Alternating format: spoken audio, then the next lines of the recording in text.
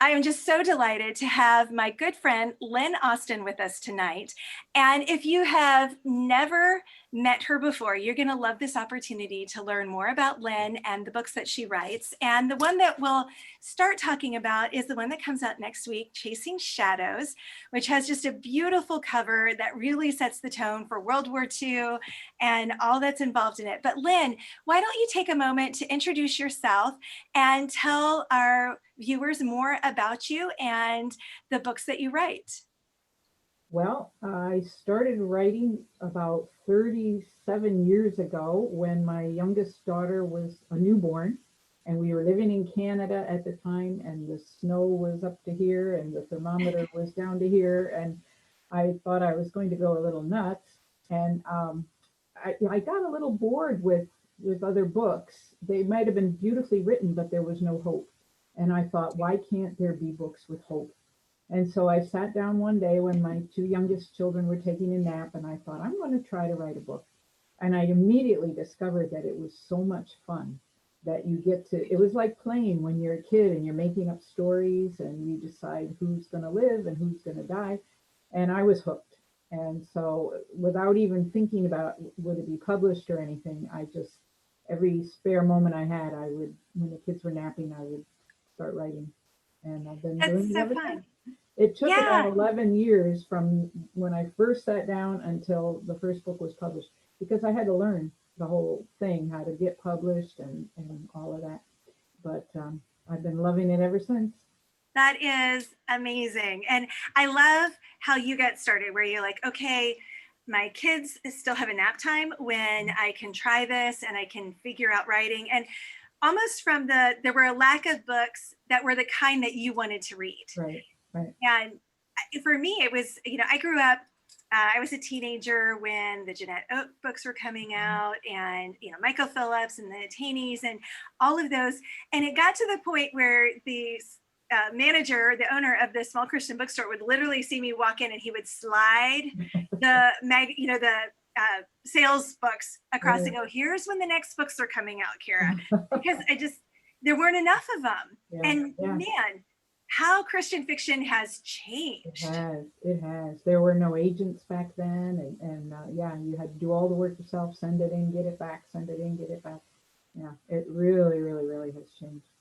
Well, and back then you were still dealing with, here's the physical manuscript you had to send Yeah, back and forth. exactly, exactly. Yeah, and there weren't as many genres as there are now. You had, I think the Taneys really opened up the whole historical, um, Mhm. which is what I ended up enjoying writing most of all, the historical.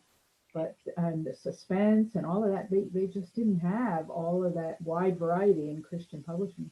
So it has grown enormously. Yeah, it really has. Because I remember, when I was a teenager was when I first started going, oh, I think I might want to write. The hubris of the young. It's taking them too long to write. Surely I can write and help fill the gap. And because it was like Gilbert Morris and the House Yeah, of Winslow series, yeah, and I feel like I learned so much history from that. And then the Taneys and everything I learned, and kind of starting igniting that love of World War II and that hmm, time period. And there were just all of these different authors, but there were like 5 of them or 10 yeah, of them. And I loved like Mary Higgins Clark. And I'm like, yeah, but there's not yeah. space for me in Christian fiction. And then Colleen Coble and Brandolyn Collins and, Mhm. Dee Henderson. And all of a sudden there was space. Yeah. So do you think it was like the Taneys and Gilbert Morris who made space for the kind of books you wanted to write? Yeah, they really broke ground. What I started writing was biblical fiction. My first book was a Oh, five okay. book series about Old Testament kings. And when I started submitting it at writers' conferences, everybody said, nobody wants biblical fiction. Nobody wants biblical fiction. And all right, I have all these books, now what? But I just kept Yeah. knocking on doors and, not giving up. And what happens is it'll go through like an era where Mhm. nobody wants it, and then all of a sudden it's popular and everybody wants it. So I just bided my time, and eventually biblical fiction became popular. But then after that, I started writing what I call family sagas, where Yeah. you have the mother's story and the grandmother's story, and it's historical fiction, but I all these complicated interwoven stories, and I love doing that too. So, but I don't want to keep writing the same book all the time. Even though they're all historical, I want to keep it different enough that readers will say, oh, this is Yeah. true. There's certain things that are common to all my books. I think I have strong women characters, even though they may not be strong in the beginning. They don't see themselves as strong. What they're put through, what I put them through, they find an inner strength and they find a faith, and because I think most of us don't think of ourselves as strong women. We like when I first read Corrie ten Boom's book, The Yes. Hiding Place, I thought I could never do that. I was raised in a Christian home, Christian parents, been to church all my life, but I saw, the risks she took, and I thought, I don't have that kind of faith. It's not strong enough like that. And that's what really made me dig in. So this book, Chasing Shadows, is kind of an homage to Corrie ten Yeah. Boom because it takes place in the Netherlands.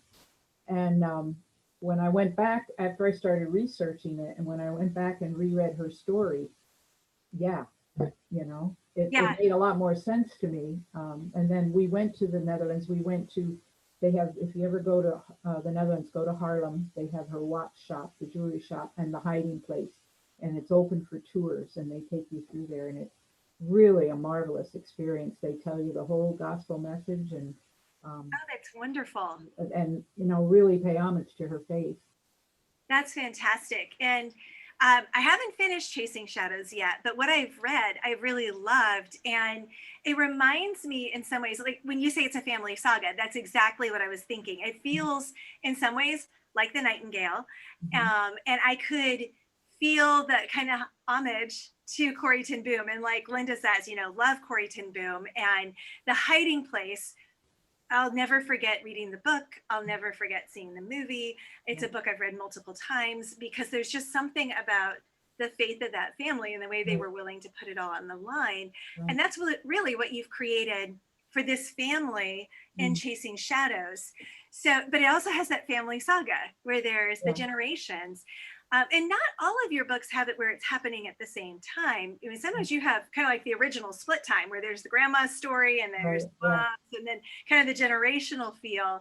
So what do you find most challenging about writing those kinds of the bigger stories with those split times? Well, what I usually do is I don't plot my books out ahead of time. I make up as I go along. Yeah. So the challenge is when I get stuck, like I have a timeline of history and that sort of forms the basis that I'm working on, but I'm really making the story up as I go along. And there's some days when I paint myself into a corner and I think, now what? So that part's challenging, but at the same time, it keeps it exciting for me. Yeah. Because I figure if I don't know what's going to happen, then the reader won't know what's going to happen. And I don't want my books to be predictable. I want the readers to be guessing right up until the very last minute. So I'm hoping that, but like I say, at the same time, that's challenging because if you don't know what's going to happen, then, Well, and we've been at, writing retreats and things like that, where there's this heated debate between authors on plotter or pantser. Right. And I'll never forget, James Scott Bell's always like, well, it doesn't matter which one you are. It just matters how much editing you want to do. Right. Because when you're pantsing, and I've written both ways, because I've had publishers where they wanted a chapter by chapter synopsis at the beginning. And so the legal left side of my brain is like, okay, no problem, I can do that. But then the writing, it's really easy because it's just stringing the beats together. I know exactly what's going to happen. But there are a lot of people like you who are like, well, why would I want to write it if I already know what's going to happen? That's the way I am. Like, I know the war ends. Yeah. As I'm writing it, I don't know who's going to survive or if they're going to come back together again. And I'm sort of, because then there's a tension in me as I'm writing. I can feel the suspense that the characters are feeling because I don't know what's going to happen. And then there comes a day when I have to decide, all right, did he live? Did she die? What is going to happen? But it's challenging. And that's one of the things that I found interesting about Chasing Shadows is you start it with a prologue that's in the future. Yeah. And then you go back to before the war starts. Right. And I, as a writer, I mean, I'm an avid reader. I read all the time, but I'm always kind of analyzing too. Okay, so why did you make that choice? And So why did you make that choice? Well, because I wanted to introduce the characters from the one point of view, the mother, Lena, and she's the one in the prologue. And she's talking about all her husband's gone, her son is gone, her daughter's gone. She doesn't know what happened to any of these. The war ends in the prologue, but she wants. So I wanted to create that suspense. We know Lena lives through the war, but Yeah. then you're gonna meet all her family members that she's talking about, and then hopefully, I don't know, just to, I guess, to introduce Lena with the tension there. Yeah. And then you meet her, you go back in time, you meet her daughter, you meet her son, you meet her whole family, and you're rooting for them, and hopefully you'll remember, in the end here, I know. yeah, yeah. Yeah. Well, because it was one of those, because I was like, okay, I know there's a reason you did it this way.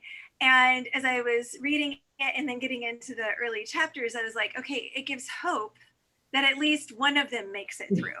Yeah. And gives a little idea of kind of what they did. And I don't want to say anything more, but if you love World War II, if you love family sagas, if you have a deep respect for the Tin Booms, then you're gonna want to read it. I can tell you that. And Linda's comment is, it's cute that the bicycle on the cover matches the one on your desk behind you. Yeah. And I noticed that too. So Yeah. is that intentional, or do Well, you just my like bicycles? husband and I are very avid bicyclers. Okay. So anytime there's a nice day, or even if it's a little rainy, we go out and bike. And on vacation, we bike. We're biking all the time. So different family members keep buying me bicycles. That's one I got for Christmas behind me on my desk. And there's one, I think, if you can just barely see on the pillow behind me, there's a bicycle. But yeah, every room in my house, I've got bicycles. That's so funny. Kind of a passion for me. That's why I was thrilled when they put a bicycle on the cover. I thought Yeah. that's really Well, cool. and that's fun. And When you go it's to the time to, Netherlands, in the what? Netherlands, everybody rides bicycles, and there are highways, bicycle highways, dedicated bike paths that even have traffic circles because there's so much traffic. Oh And my the goodness. intersections, yeah, everybody rides a bicycle. And in the morning, you see men in business suits with their briefcases on the bike going to the train station. And the train stations have these enormous 3 and 4 decker bicycle racks. I don't know how anybody finds their bike at the end of the day, but at the train stations, you see thousands of bikes. So yeah, the Netherlands is a bike haven. So when you were there, did you and your husband go on like a bike tour? We did. We went on a bike tour. Our son, our middle son, studied in the Netherlands. There's the University of Leyden, which is featured in the Yeah, book. featured in the book. And he studied at the University of Leiden for his PhD. So we had visited when we visited him, and we usually got bikes when we visited him and went off on some trips. So when I was researching the book, part of the action takes place in Leiden. Then we rented bikes and drove out into the road out into the countryside where I pictured Lena's farm, who's the opening character. And I took a lot of photographs of the farmland and the windmills and all of that. And when I write, I have all the pictures on a bulletin board by my desk so that when I sit down to write, I'm immediately back in the story. I see all the pictures and my characters, and so that's the fun part of writing is the touring. Getting to Yeah. go and visit places that you put in books. Oh, that's fun. Joy says that the cover is what sold her on the book. And it is beautiful. I mean, Tyndale just did a gorgeous job on the cover. The colors and just the bike and everything just puts you immediately in, oh, this is Holland and it's going to be wonderful. And then Denise said, I've been to the Netherlands and remember seeing the bikes all over, and one got hit but kept on going. Oh dear. Oh, and you see people loaded down, like the mothers will have the groceries and they'll have I saw one with a box in the front and a baby in the box, like strapped in, and then a car seat behind them when kids, and they in the weather, they'll cover them all up with plastic and just keep going. And it's just remarkable. And they'll have all their groceries tied on, and they just do everything on the bike. Yeah. That is incredible. And it just, because I haven't spent time in the Netherlands yet, but I've spent a summer in Germany and then 4 summers in different parts of Italy with study abroad. And they're like in Italy, it's Vespas. It's Vespas everywhere. Yeah. And they're crazy. I mean, they're absolutely crazy. And I'm like, I don't even want to get close to one. But I have a feeling if I was in the Netherlands, I'd be like, okay, let's get bikes. That would be so Yeah, fun. Because it is. And it's just so set up for that because there's the road and then there's the bike trail and then there's the sidewalk. yeah, And my son had to keep pulling me out of the bike trail. He said, don't walk on the bike trail, walk on the sidewalk. yeah. Yeah, it is. But the towns are so old and the streets are so narrow and everything that really that's the best way to get around is to just hop on a bike and weave your way through. Yeah, that's awesome. So, what's the most fun or unusual thing that you've done when you've been researching a book? Well, I went on an archaeological dig in Israel as a volunteer. I was researching the biblical fiction books Yeah. and I wanted to know more about biblical backgrounds. And I saw this opportunity to go as a volunteer on an archaeological dig, and anybody can do it. So I went for a month and I was researching King Hezekiah, and the town we were digging up was one of his storage cities. And they found clay jars with with his seal on the jar because the Assyrians were coming and he was trying to get it ready for a siege and everything. So he'd have these big storage jars of grain and olive oil and stuff. So anyway, I worked on this archaeological dig in Israel. It was Oh, also famous from Samson. Samson's story. One of Samson's earlier exploits, he fell in love with a Philistine woman before Delilah, and they were getting married, and she gave away his um, riddle, and that was the town of Timnah, and that's the town we were digging up. So the part I was working on was the main city gate, and there was a cobblestone street coming up to the main city gate, and the archaeologist said Samson would have walked on this street, come through this gate. Very exciting. that must have been just an incredible Yeah, experience. yeah, that got me hooked. And like that was this first series I did, and I thought, all right, this writing stuff's fun. You get to go Yeah, on do exciting things like this. that's amazing. And Linda wants to know, will you write more biblical fiction? I don't have any plans right now because it takes a lot of research, and but maybe I won't say never, but no, Yeah. not the next few books anyway. Well, and you write different time periods, which I've always said, World War II is my historical time period because there's so much that goes into getting it right. Yeah. You have to, and like I write primarily US, although I've written one in Italy and I have other ideas for over in Europe, Mhm. but you've got to get the way they talk right and the way Right. they dress right. And, the culture of the time is very distinctive. And so I'm always impressed by people like you who write in different time periods. So do you have a process for going, okay, now I'm transitioning to this time period and here's what I need to do to kind of get immersed in it to be able to write about it? It's been pretty hit and miss. I wrote Eve's Daughters, and it was the first family saga, and that covers several time periods. There's the Depression, World War One, World War Two, because the family, it covers several. Yeah. And I'd find a little tidbit about the Depression, and I think, oh, I want to find out more about that. So then I would research that, and then that gave me ideas for more books. So it just sort of kept loony. Yeah. And my husband's a musician, and he played in a little Civil War band at a Civil War reenactment. And that was the first time I'd ever been to a Civil War reenactment. And I thought, wow, this is really cool. I mean, the dresses and the whole thing. So I picked up a couple of books that they had for sale there, and then I did a 3-book series on the Civil War.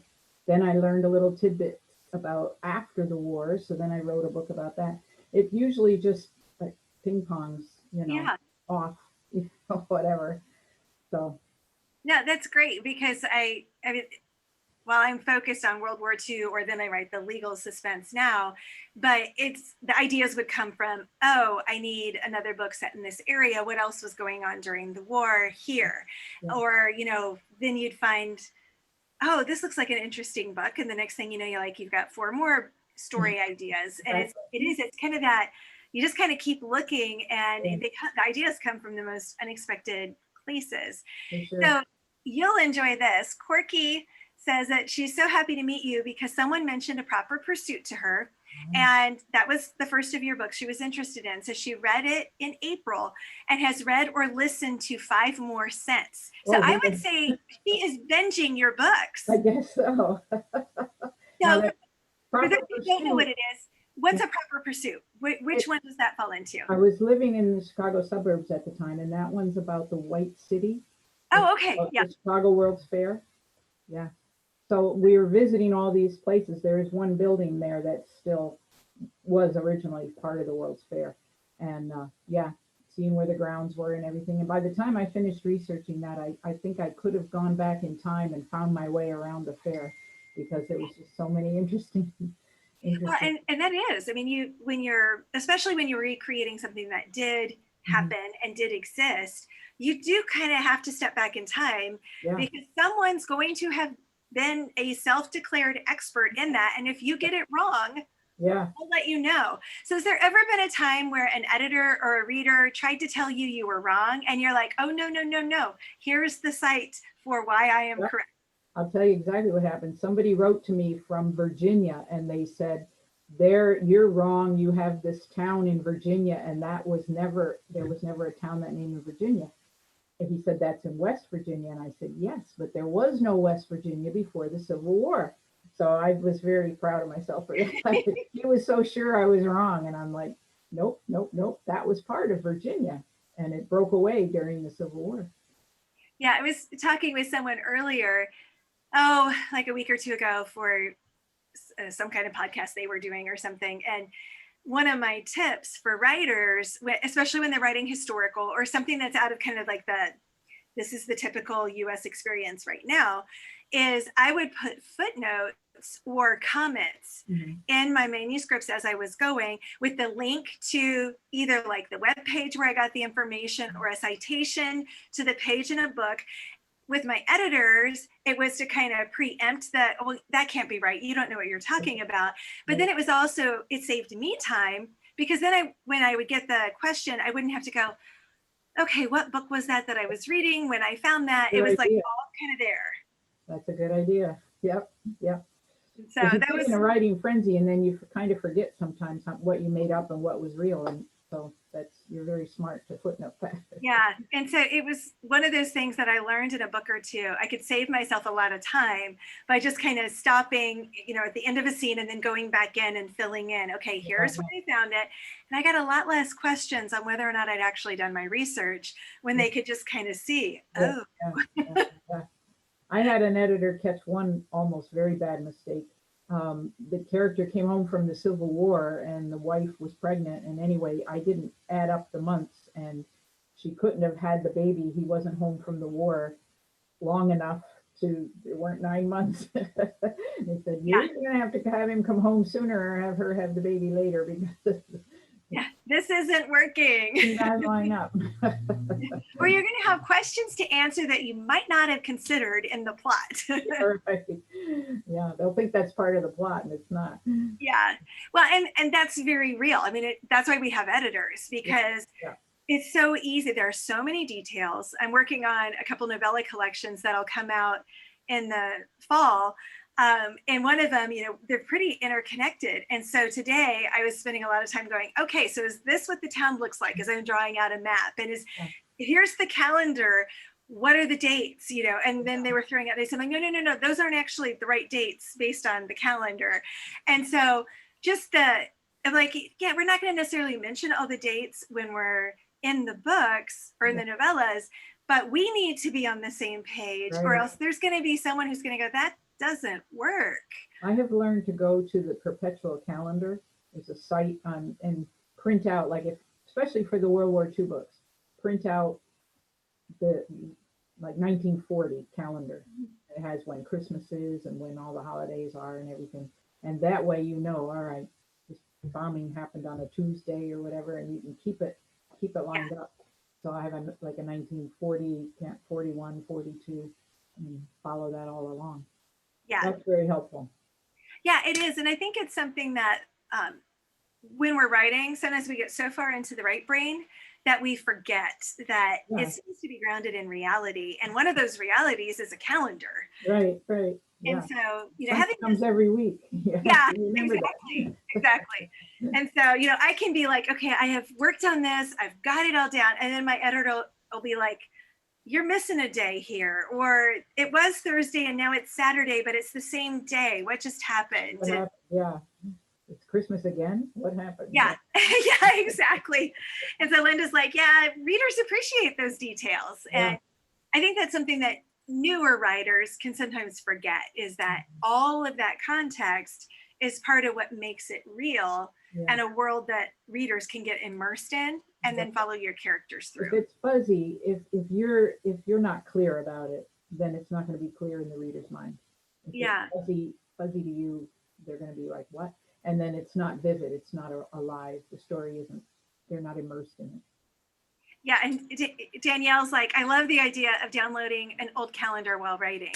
Yeah. And I was doing that again today, although the novellas I'm writing right now are contemporary. All right. But I could show you my binders from my World War II books where there's the calendars and they're handwritten in. And although I like my erasable pens, Yeah. and I'll use different colors for the different, like plot threads, Yeah. because there's still something about seeing it and actually writing it. And then I'll often type it into something. But there's still something about that process of writing it out and seeing it visually that I'm like, okay, it's all hinging together. Yeah, I keep a timeline on my desk with the chapters and where we are and who's where, and yeah. Yeah. I think the first Civil War book I did, I was ready to end it, and there was like a whole nother year of the war. I was like, uh-oh, this isn't good. So I had to go back and rework some things because that was a long war. Yeah, it was. And then if like the past two books I've written, this Chasing Shadows and the one before it, If I Were You, they take place in Europe. Well, Europe joined the war a lot sooner than America did. Yeah. The war over there started in 1939, and we didn't get into it until after Pearl Harbor.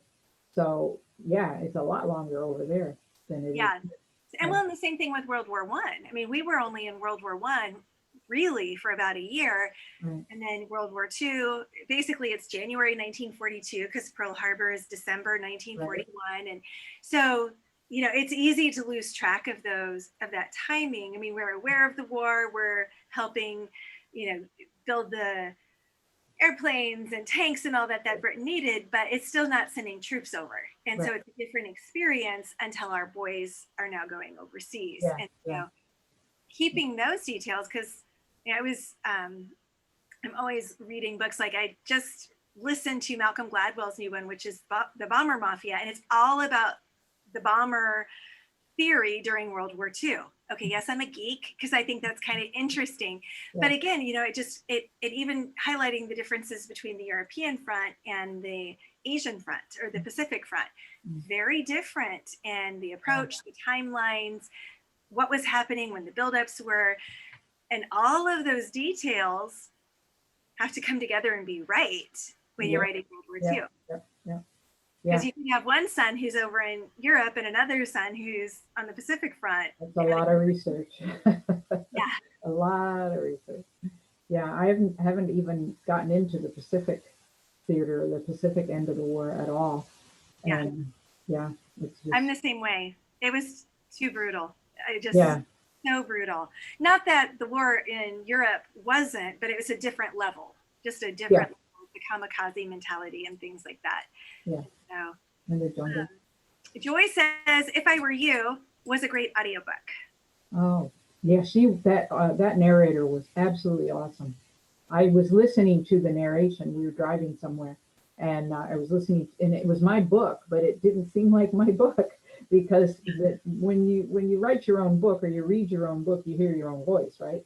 And now it takes place in Britain, and the narrator was British, and she just did an absolutely phenomenal job. Yeah. Well, and that's when you're listening to one of your books as an audiobook, do you ever just kind of stop and go, I wrote that. That was actually good. It's funny. And some of it, it's like, I don't remember that.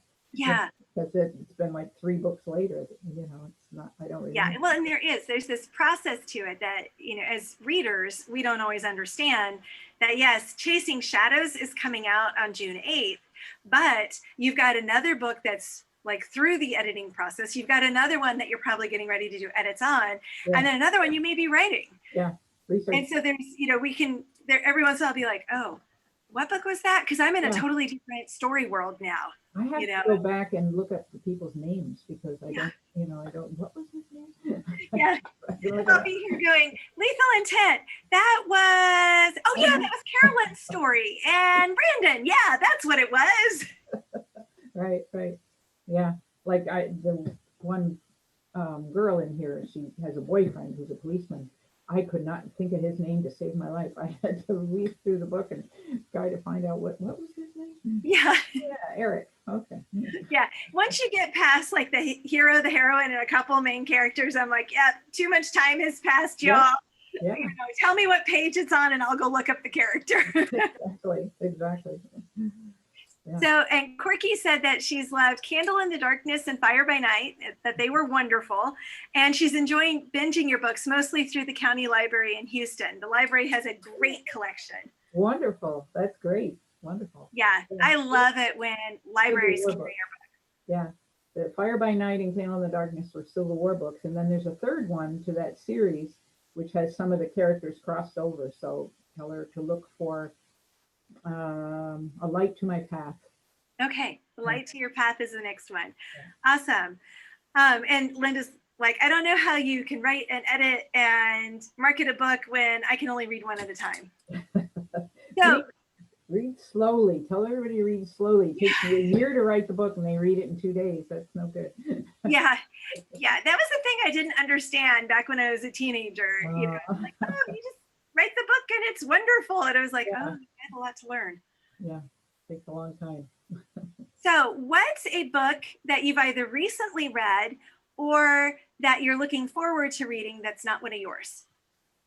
One I read that my sister told me about. She's a college English professor, so some of her books are a little cerebral. But it was called A Gentleman in Moscow. Oh, yes. When I first started it, I thought, this is really strange. But I just loved that book. I just hated for it to end. I just really enjoyed that book. Yeah, my husband inhaled that one. And I think I listened to it as an audiobook. Okay. And yeah, it's a fascinating concept. So have you seen the movie The Courier? If you liked A Gentleman in Moscow. Oh, is that by the same author? Or? I don't think it's the same author, but it's based on real events leading up to and during the Cuban Missile Crisis. But it's based on a British salesman who becomes a courier for the CIA and M16. He's the go-between with a Russian spy. Wow. It was wonderful. Huh? All right, I'll have to write that down. Yeah, Benedict Cumberbatch, so you know Dr. Strange. Oh, I like him. Yeah. Or Sherlock. So he's the British salesman, and is that on Netflix or where do you find it? We saw it in the theater last week or like a week ago, and my husband and I both. It was one of those movies that it ended, and we both just sat there like, "Wow, that was really intense." I love that. Yeah. So all right. Thanks for the recommendation. I think if you enjoyed A Gentleman in Moscow, I think you'd really enjoy that movie. So, and look at that. Our time has flown. So thank you so much for joining me tonight, Lynn. I hope that y'all enjoyed getting to know Lynn a little bit, learn more about her books. And thanks so much for the comments and all. It's always fun to see which of her books you've read, which ones you've enjoyed, and just the thoughts and comments. So if you haven't yet, you can definitely pre-order Chasing Shadows. It releases in a week. And especially if you love historical, World War II, or family sagas, because this has all of that in one, I think you will really enjoy this book. And Lynn is not just a great author because I say so, but she has 8 Christies to her name as well, which is like the top award in Christian publishing. So that should tell you she's really fantastic. So I highly recommend any of her books, but I think you'll really enjoy Chasing Shadows. So thanks again for joining us, Lynn. Thank you, Cara. It's been a pleasure.